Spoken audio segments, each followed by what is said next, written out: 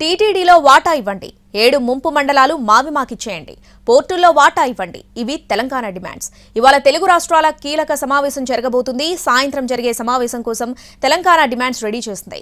మరి తెలుగు రాష్ట్రాల సీఎంల మధ్య ఏ అంశాలు చర్చకొస్తాయి, ఎన్నింటికి పరిష్కారం దొరుకుతుంది?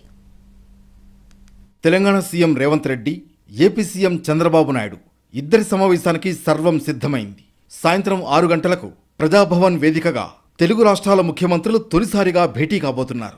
సాయంత్రం 6 గంటలకు ఏపీ తెలంగాణ సీఎంల సమావేశం జరగనుంది. ఈ మీటింగ్కు సంబంధించిన ఎజెండాను ఖరారు చేశారు.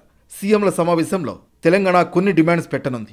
టీటీడీ మెంబర్స్తో పాటు ఆదాయం, ఆస్తుల్లో 42:58% వాటా కావాలని తెలంగాణ అడుగుతోంది. అలాగే ఏపీలో కలిపిన 7 మండలాలు ఇవ్వాలని తెలంగాణ డిమాండ్ చేస్తోంది.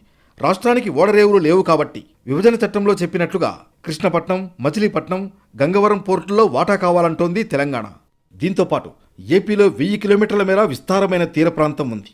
ఈ తీర ప్రాంతంలో భాగం కావాలని తెలంగాణ డిమాండ్ పెట్టింది. అలాగే కృష్ణా జలాల్లో 811 టీఎంసీల నీటి లభ్యత ఉంది. అంతర్జాతీయ నీటి పంపిణీ సూత్రం ప్రకారం క్యాచ్మెంట్ ఏరియా నిష్పత్తిలో పంపకాలు జరిపి తెలంగాణకు 558 టీఎంసీల నీటిని కేటాయించాలని కోరుతోంది. విభజనకు సంబంధించి అపరిష్కృతంగా ఉన్న అంశాలపై ఇద్దరు ముఖ్యమంత్రులు భేటీ కావడం ఇదే మొదటిసారి. ప్రధానంగా 9-10 షెడ్యూల్లో ఉన్న సంస్థల విభజనపై చర్చించే అవకాశం ఉంది. విద్యుత్ సంస్థలకు సంబంధించి 2 రాష్ట్రాల మధ్య ఉన్న బకాయిలపై మాట్లాడుకునే అవకాశం ఉంది.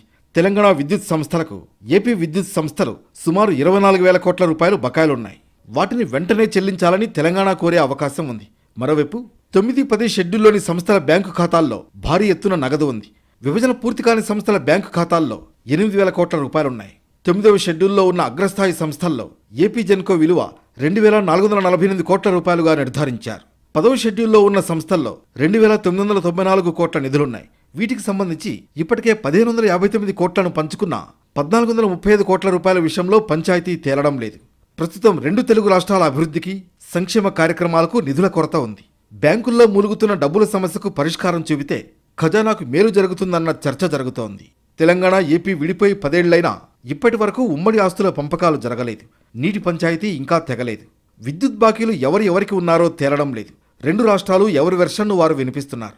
గతంలోనూ తెలుగు రాష్ట్రాల సీఎంల మధ్య సమావేశాలు జరిగిన సమస్యలు మాత్రం అలాగే ఉన్నాయి. మరి ఇప్పుడైనా సొల్యూషన్ దొరుకుతుందా, లేక మరిన్ని సమావేశాలు జరగాల్సి ఉంటుందా అన్నది తేలాలి.